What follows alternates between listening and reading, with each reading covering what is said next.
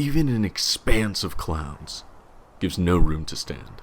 Ideas without executable substance are nothing more than vapor. Taylor Swift.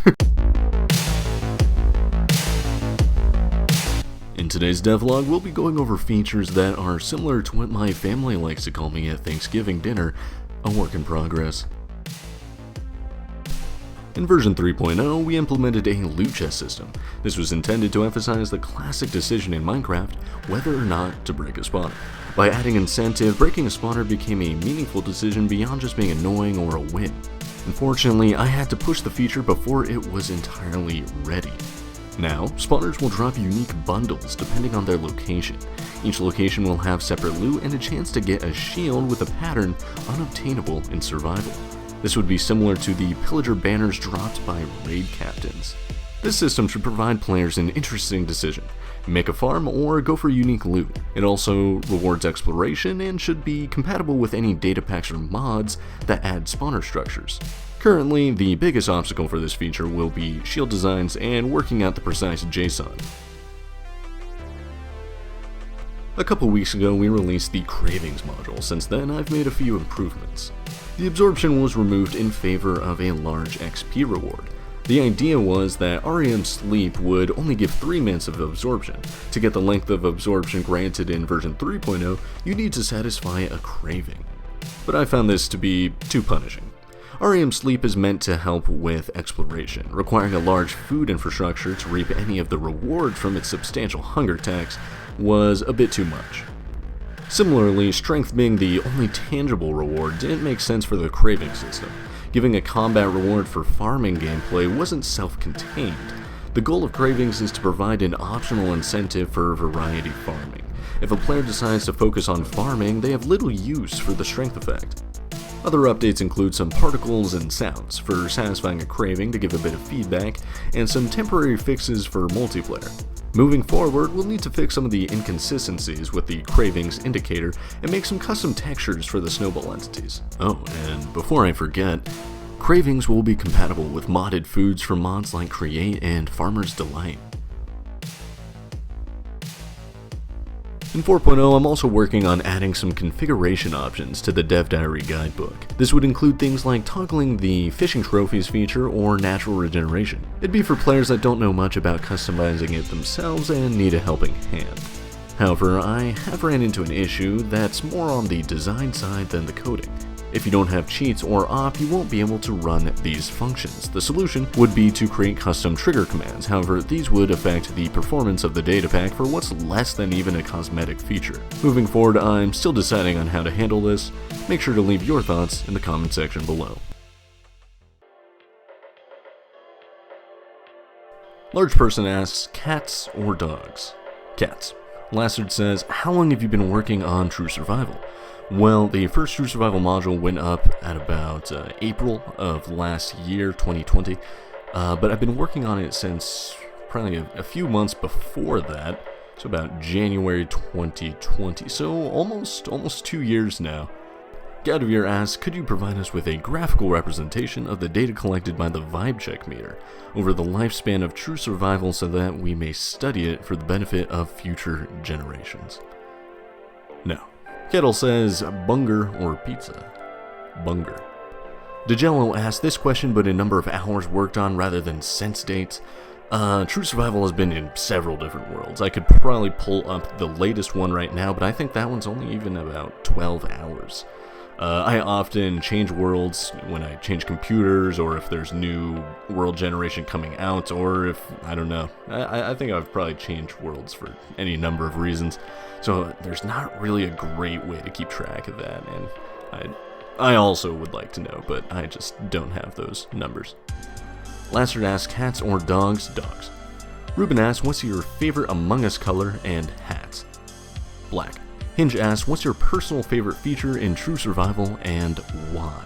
Okay, so I've thought about this for a fair bit, and I think it's gotta be the illager conversion system that we're actually putting together in version 4.0 of True Survival. Either that or the custom crafting table, and the reason why is both of those are things that I think represent a lot of the progress I've made as a Datapack developer. Both of them, I would have in no way been able to create those in the way they are now, in terms of efficiency and modularity. Those features are just far better than what I could have made when I first started, and I think it's cool to look at. Liquid Exodus says, "Can you handle my potions, or are they too strong for you?"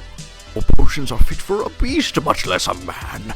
What are your thoughts on Minecraft as a whole compared to other games? Well, Minecraft is pretty interesting for me, because it's both a game and also a creative medium, a game engine, really. It feels weird to say it's more than just a game, but like if we get really serious here, it really is. You know, it's there's just so much you can do in Minecraft, both in and out of survival, that I think it's hard to compare it to any other game. So I would definitely say Minecraft is one of my favorite games, but I hesitate to call it my favorite game because I think in my head I don't really treat it as a game anymore. Have you experienced Burnout on Minecraft? Oh yeah, tons of times. I think Burnout, once you get it for the first time, is more of a constant state of trying not to be burnt out. I think it's more just forcing yourself to do stuff in spite of burnout. Yeah. Large Person says, "What is the worst vanilla Minecraft feature, and why is it inventory space?" I actually totally agree. Inventory space is actually the worst. It hasn't changed at all since the very start of the game, which is kind of bad, considering all the items that have been added. I think one of my other least favorite features is probably the fact that leggings have 0 unique enchantments, and I actually have an idea that goes off inventory space. Like, what if we had an enchantment called Pockets, like Pockets 1, 2, and 3, and then having the Pockets enchantment expanded your inventory on the side, and it created like a little mini inventory UI attached, and then depending on the level of Pockets enchantment, you would have a larger added inventory, so maybe 2, 4, 6 slots if you have Pockets 3. Something like that. Leggings needs stuff, come on. Who is the best server member and why is it me?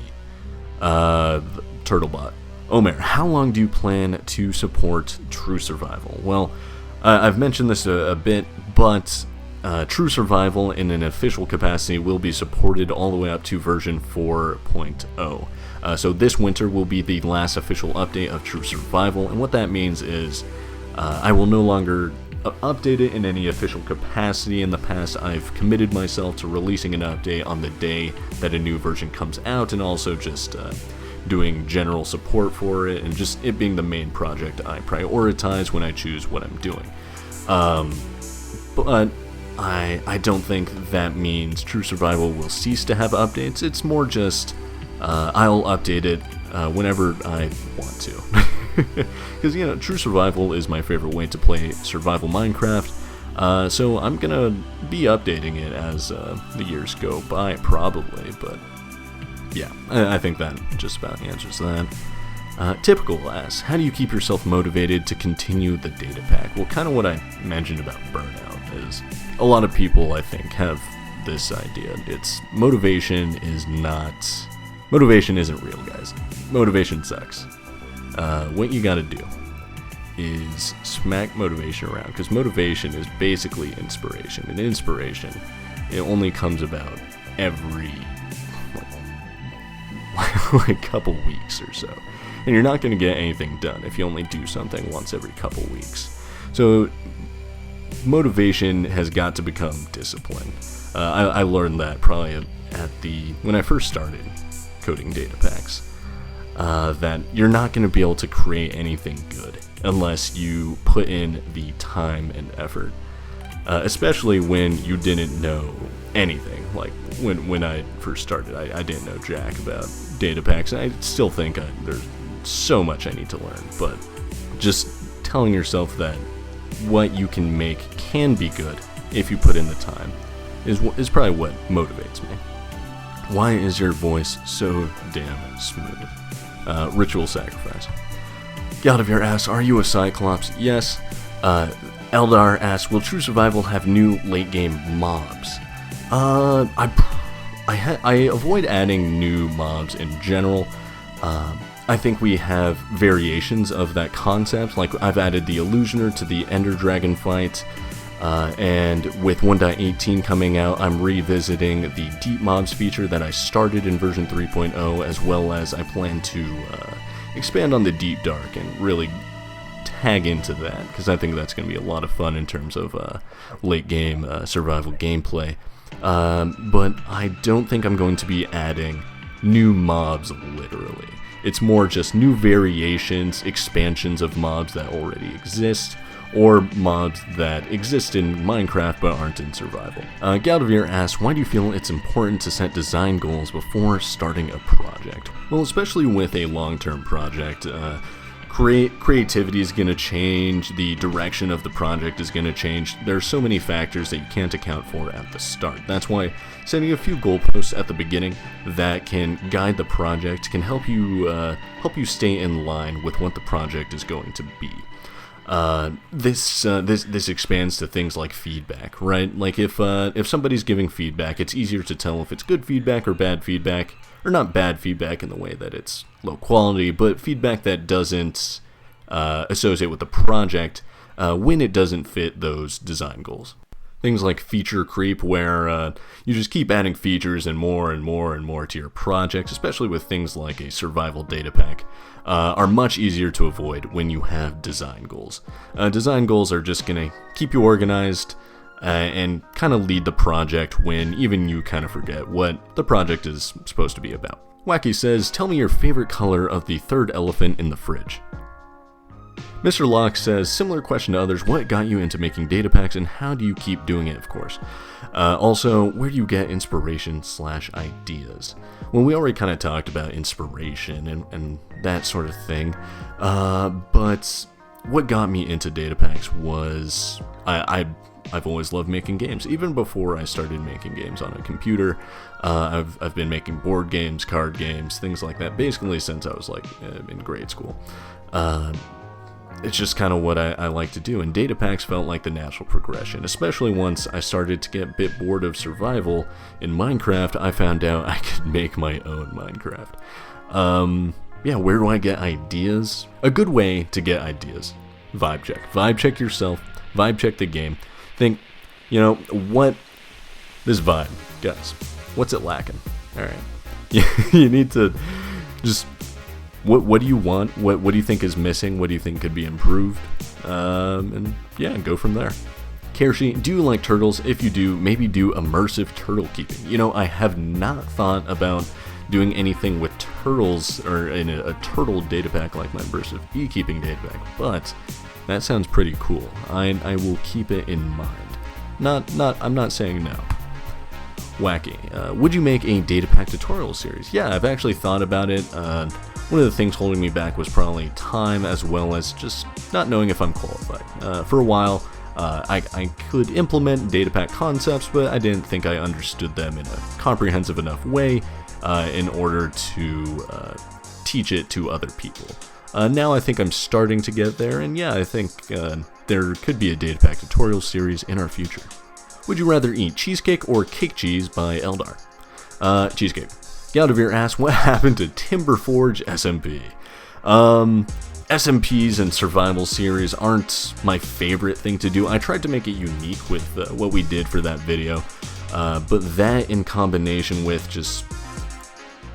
I did have a lot of time, and survival series aren't very interesting to me unless I can do something interesting, and then there just wasn't a lot of interest in the video after I had done it, and it just didn't seem like a good thing overall for me to pursue. Really thank you for Forge inviting me on, and but yeah, maybe in the next season of Forge SMP I'll join back up. Next question is, when did you start and how did you start on YouTube? Well, I've been making YouTube videos for quite a while, ever since I was a kid really, but I haven't really started seriously making videos like I have with this particular channel until I uploaded the first True Survival Datapack video on polar bears, which was last year around April or so. But yeah, so I would say I started learning about making YouTube videos way back when I was like 8 years old, so over a decade ago. And I started on YouTube and really started getting into and implementing what I've been learning around, once I started making my True Survival Datapack series. Rafai says, what's a feature in True Survival that took much more time and effort by you to create than expected?